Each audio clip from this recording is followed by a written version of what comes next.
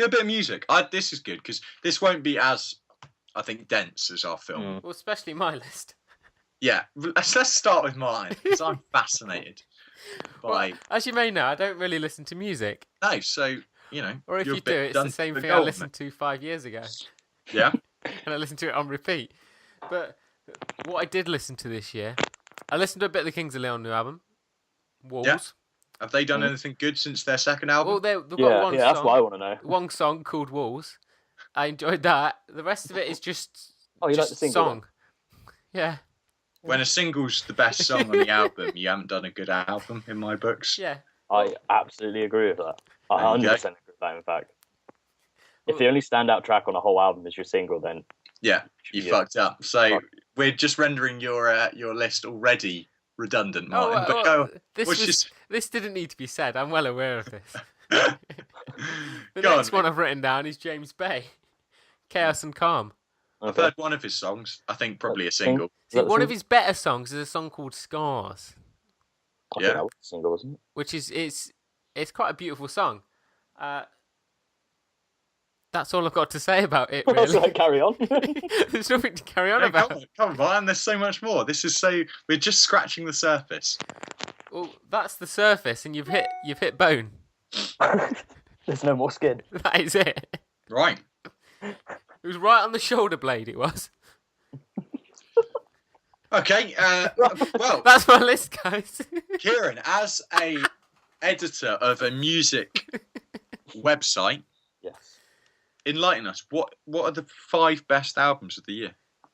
Well, as we were saying, sort of our pre-discussion to this, I review so much music that it's hard for it to all stick out. I listen to a lot of music. I'm very fortunate to have a lot of it to be sent to me in sub, which is magic. But I do have some off the top of my head. One album that really stuck out for me this year is a band called Goat. Right, I've heard of this. Yeah, and their album's called Requiem, and it was just amazing. It was just it was wonderful. It was absolutely this sort of beautifully crafted like plateau of sort of shamanic psychedelia that was just mind blowing. They're a band that have always mixed like quite a lot of world music with sort of traditional sort of 60s acid rock. And for this album, and they normally do their stuff really good, but this album in particular, I think I listen to it nearly once a day, or listen to one track off it at least once a day. Yeah. It was just, it was phenomenal. It was really sort of gripping, and it was just good. It was just so many. I think what really pulled me to it was that the amount of different sort of influences and sounds that you'd hear through it. You'd hear sort of like a lot of Eastern sort of Middle Eastern sounds in it, and then it'd be, like I was saying, sort of a lot of world music, a lot of African sort of drum stuff in there as well. It was just, it was splendid. It was a splendid album. And another one was by a folk artist called Jin Woo. He's from, where is he from? He's from Brighton. And I've never got any of that. He's folk artist Jin Woo, Brighton. Jin J-I-N or G-I-N? J-I-double-N. J-I-double-N, cool. Jin Woo, yeah. And he's like a sort of haunting folk artist that is like similar to the films you watch. You'd probably really enjoy it, man. Like, yeah. It's uneasy music. It's not overly pleasurable, but there's something deeply emotional about it that it's like you can't quite pull away from. Do you know what I mean? Like you kind of keep listening because you're like, what the hell is going on? But it's it's beautiful, but sort of haunting at the same time. But yeah, really, it's one of the few artists you could listen to in today's world and go, that's really unique. Like that's something special. Yeah. Like there's not many other artists like it. Following on from that, I mean, it's got to be Childish Gambino's album, isn't it? Yeah, I haven't listened to it yet. I like meaning to actually. I like his first album. Get on that. Like I like Childish Gambino. I listened to a lot of his music. Because the Internet, was that his first album? Yeah, that's it. One I've got. Yeah. It's I do find a lot of his music's quite hit and miss. in terms of an album. Like it's the music that he makes is great, but I've never been able to sit through a whole album. It's a bit. It's the first album. Well, the one I've got. It's more of. It's like a mixtape. It's too long for one. Yeah. Because the internet is too long. It's massive. It's 19 tracks. That's that. Yeah. That's what I was going to say. Which is crazy. Which is absolutely crazy. And it does. It has massive peaks and troughs. There are good tracks on it, but again, it seems a bit more like a mixtape. It was a show. I think it was like a showcase of him him ultimately getting to the point we're at now, which is this. He sounds like an artist who is comfortable and knows exactly what he wants and knows exactly how to do it now. It's amazing. Who'd have thought that disco and funk could have like a complete rebirth by one artist? And it has. His album it's fantastic. It is really, really splendid. It's something you can dance around to. It's something you can listen to with a person. It's something you can sit down and listen to and relax to as well. It's fantastic, and the production value of it is through the roof. Yeah. It's just been downloaded on my computer, so we're good. It's strongly recommend, mate. Absolutely stunning bit of music, that. Right. And so's Goat, by the way.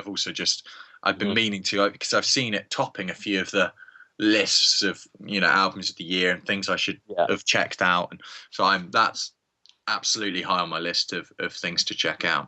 Yeah, strongly recommend it. Absolutely strongly recommend it. As I was saying, it's a phenomenal bit of music. Yeah.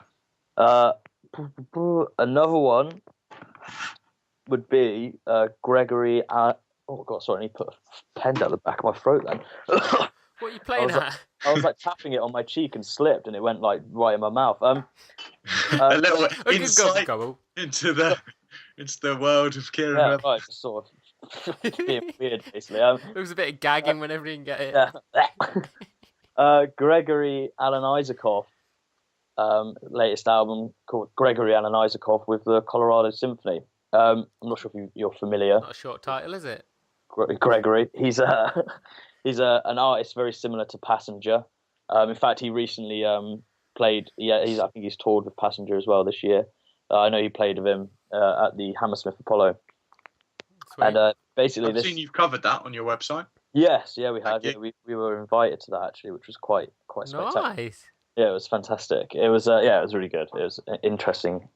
It was quite the opportunity. But his latest album was a collection of his collection of tracks that he's brought in the Colorado Symphony with. So you've got these beautiful and sort of hauntingly stunning folk tracks that are just dripping in emotion, backed by now like a whole symphony, which just adds like a whole new layer of meaning to his music and adds a whole new layer of I like it when powerful emotion, and it's stunning. Like it really is absolutely another absolutely stunning body of work from an artist. Trying to think what else. Final number 5. That's your 4. Number 5. Ty Segall, Emotional Mugger. Yeah, I've been hearing good things about that. Yeah. Quality name again. Yeah, quality name. I mean, anyone that knows me knows that I am absolutely obsessed with Ty Segall. I think he's the greatest thing that's happened to rock music in the last decade. Wow. Yeah, no, I'm utterly. I've got every album that he ever does. I've got, and every album he's ever done. I don't think there's an album that I dislike or any. What's project his best album if someone were to start listening to him? I would. Funny enough, I'd actually say Manipulator is probably his most solid body of work. Right. Which is the album before Emotional Mugger. To be honest, I would love to say Manipulator, but obviously it's not the right year. Right. Yeah. But, Emotional Mugger was good. It was it's his most freakishly out there album that he's done. It's the first time he's not been on guitar as well. He's just the front man. He was just singing through the whole album. He had members from bands like King Tuff and the One. Oh no, One. Sorry, playing with him in that one. But yeah, it was imagine like Frank Zappa meets Jack White meets Fuzz meets. Yeah, because he was quite that it's the garage rock scene he came yeah, out. big time. Yeah. He was kind of like one of the kings of it. But I feel he's evolved into something way more than just a guy. Like he's a full on like rock star in my opinion. Yeah, I think yeah, absolutely. Like, particularly if you listen to Manipulator, you can hear it, man. Like it's just a very well embodied album. But yeah, Emotional Mugger continues this sort of well embodied journey, but adds like a lot of Frank Zappa. I hear a lot of Frank Zappa in it. I think very obscure and surreal. But funny enough, like when I first heard it, I was really disappointed. I was like, "What the fuck is this?" But you have to let it consume you. You know, you don't consume it. You have to sort of be like, right, okay, let's sit back and let it take over. So yeah, Emotional Mugger, good one. I mean, like I said, even if I hated it, I'd probably still put it in there because it's Ty Segall. Right, got you. But yeah, excellent. I'll get mine won't perhaps be as in depth as yours. Mine's a little bit more for myself by the numbers, because obviously sounds like my version of Ty Segall, Nick Cave, has brought out a record this year, and I'm hesitant, but I'm not actually going to give it the first place. But he's obviously in it. I have to say, I'm not having them on my list because for the fact that they're anniversary releases, but technically they are records that came out this year. But Temple of the Dog, the self-titled album, one-off from 25 years ago this year, came out as a re-release, which is Chris Cornell, the frontman of Soundgarden, fronted as a one-off the band Temple of the Dog, which was post the death of Andrew Wood, who was the frontman of Mother Love Bone, who's the kind of the preeminent grunge band before Nirvana, before Soundgarden, before Pearl Jam, Alice in Chains. There was Mother Love Bone, and they released one album, I think the day after or the day before it was released. Andrew Wood, the lead singer, died of a heroin overdose. So many kind of songs throughout the early 90s scene of grunge were because of this guy. Like the Alice in Chains song Wood is about Andrew Wood dying of heroin and so on and so forth. But Chris Cornell, with some of the musicians from Mother Love Bone, created Temple of the Dog and recorded a load of the unreleased songs from Andrew Wood's back catalogue. And it's an amazing album. And I just think the fact that it's been re-released this year, if people go check it out, it's worth people checking out because it's a great album. One of the kind of top grunge records ever, along with another album that's just been re-released, which is obviously Soundgarden, Bad Motorfinger, which is their second album, which is just great. So I haven't included them because they're re-releases, and you want to kind of But so my number 5 is we have not had number 5. California kind of garage rock pop punk band Joyce Manor, their album Cody, which is their 4th or 5th studio album. But they've got this kind of nerd rock, Weezer influenced kind of good. What style of is that someone's cat? I think it was just Mark. That was my impression of whiny American shit. I wasn't sure if I actually heard that. I thought that was in my head or something, man. No. Yeah. Well, anyway, moving on. Cody by Joyce Manor, which is they're this kind of Californian, super kind of short, poppy influenced, kind of punk rock sounding band, young band. They kind of, I feel, really influenced by the whole kind of that nerd rock garage scene of the early mid alternative rock of the 90s, like Weezer. You've got songs that are kind of quite talk about referencing kind of things going on instead, like Kanye West and things. They've all this kind of sugar pop coated influence, but it's a really kind of catchy, fun alt rock, light pop punk sound. None of the songs go over like 2.5 minutes. It's a really snappy, really fun album. I just wanted to get it in. Yeah, and it's good, That's the thing. I'm a big fan of Joyce Manor. They're signed on Epitaph Records, who are kind of the bastion of kind of modern punk and post-hardcore bands today, and it's a really good album. Number 4 is I did a review for your website of it. Is the new Descendants album, Hyperspassinate Caffeine. That's it. Yeah. Yeah. Quite a tongue twister. It is a tongue twister, but it's their new album. Obviously, they formed in 1978, 79. A group of kind of hardcore punk kids, again Californian based. But it's them coming back after years and years and years. They haven't recorded together for 12 years. The 90s, wasn't it, their last album? No, the last album was 2004. So okay.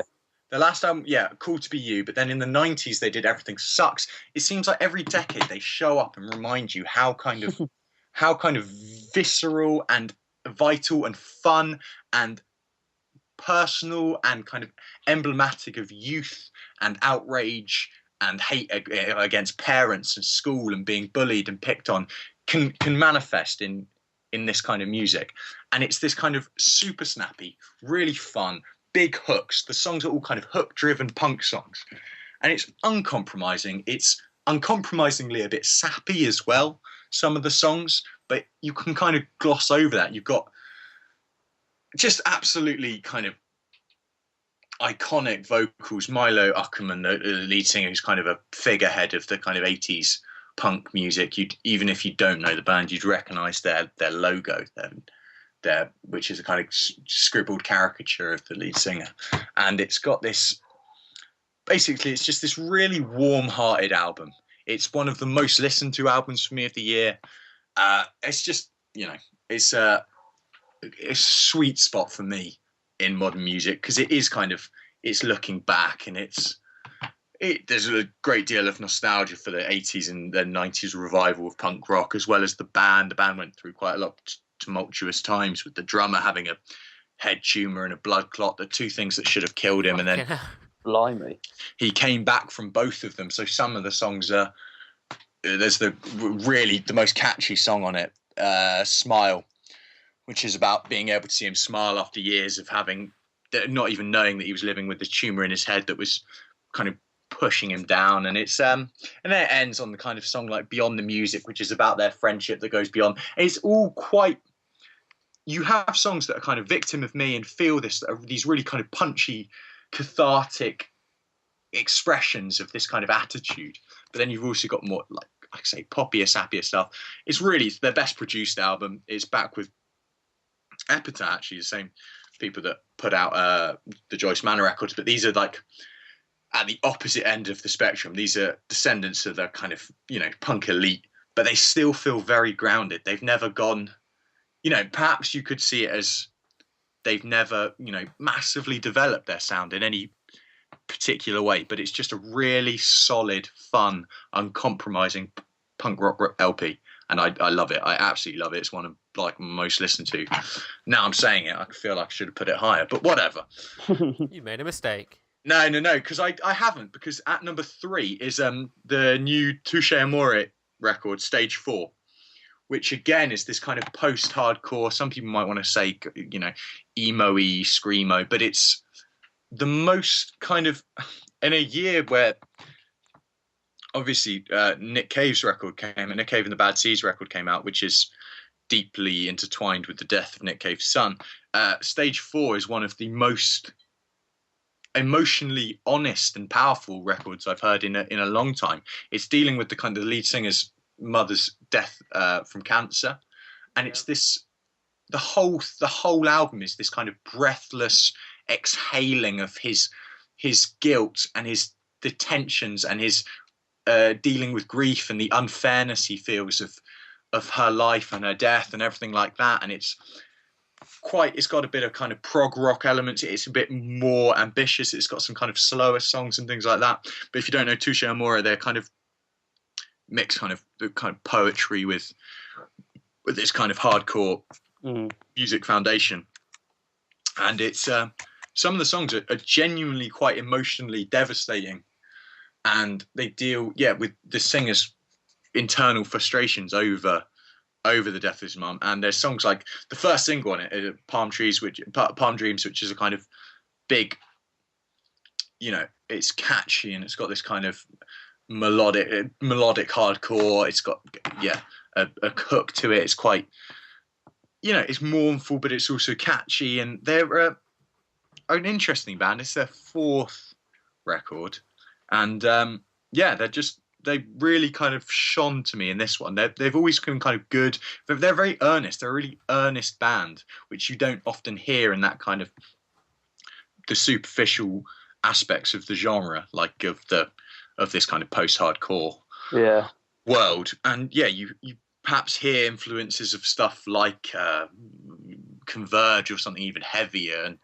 but it's got a real kind of grounded emotional core that I found quite moving, but also powerful and engaging. And I think it's, if anything, quite accessible an album, which I think is good for something that superficially you might say it's just a guy screaming at the top of his voice, which it's not. I thought Stage 4 was a really, really good album. And Touche Amore, really interesting band. And I look forward to anything they do next. Jacob Banning they were signed on Jacob Banning, who's the lead singer of Converge's label, as well. So just Jeremy Bolm's the lead singer, and it's good band, good album. Really liked it. And at number 2 is Nick Cave and the Bad Seeds' Skeleton Tree, which is, a kind of focusing, but even though it was written before and after, in parts, the death of Nick Cave's son, who fell to his death in Brighton last year. Cave's always, his music has kind of circled around these kind of biblical apocalyptic ideas of death and belief and God and everything kind of ethereal and intangible. But he's always managed to make it, believable and coherent and relatable in a way. And I think he's the best lyricist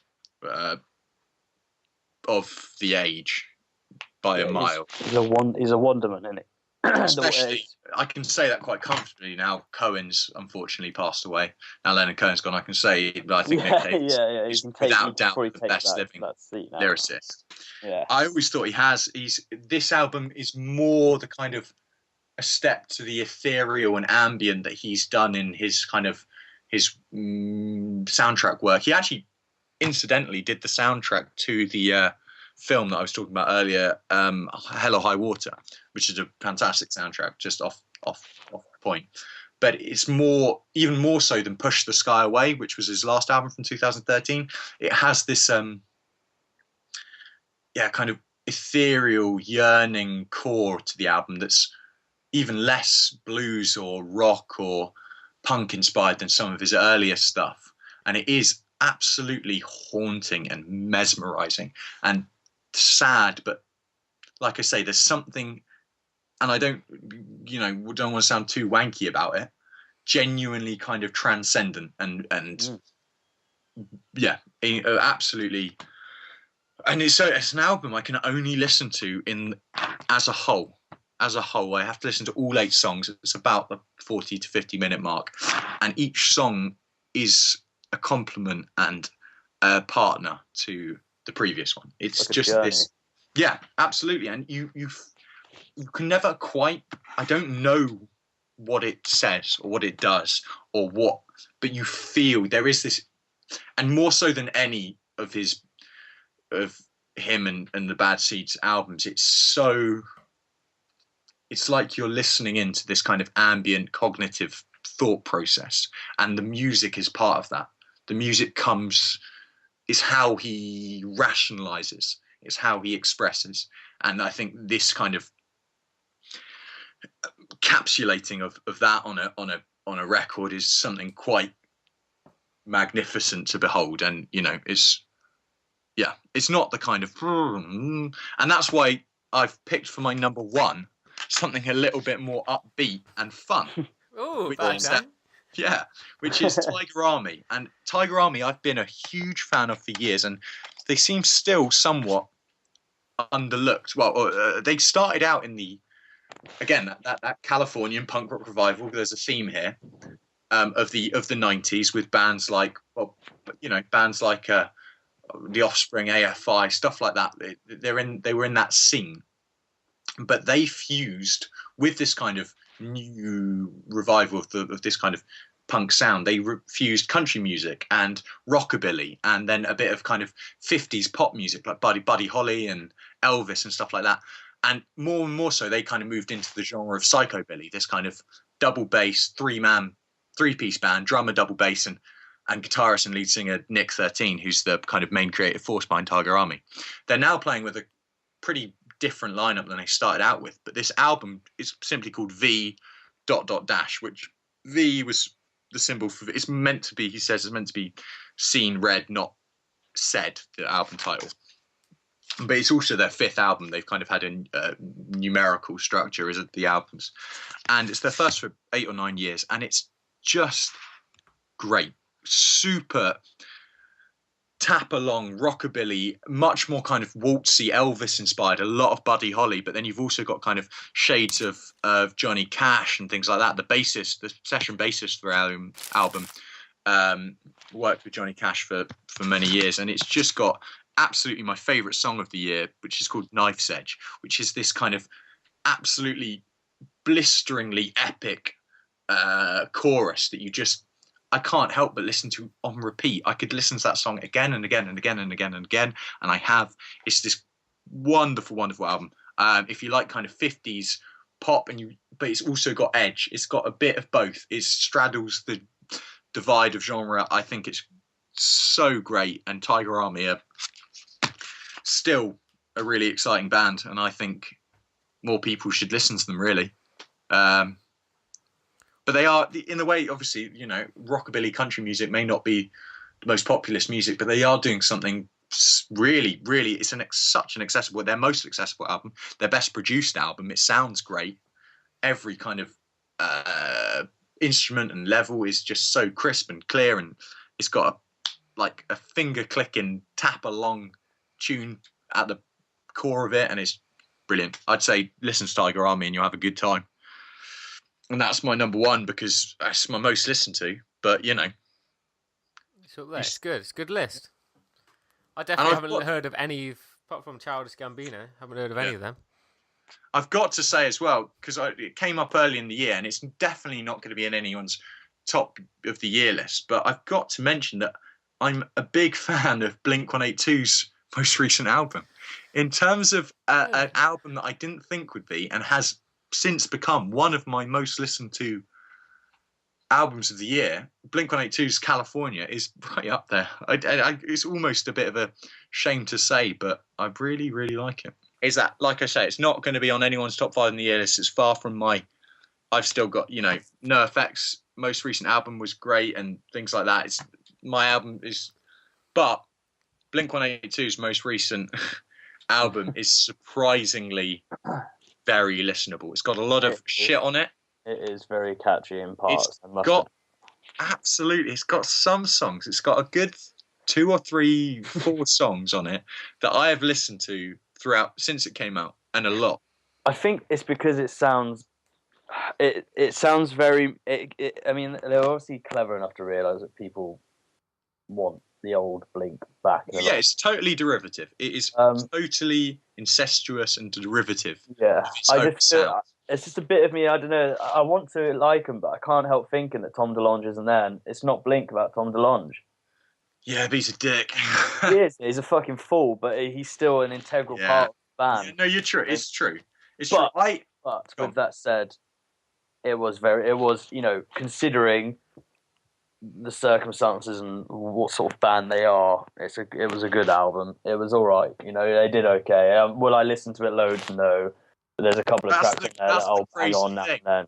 That's the crazy thing. I have listened to it loads. Have you actually?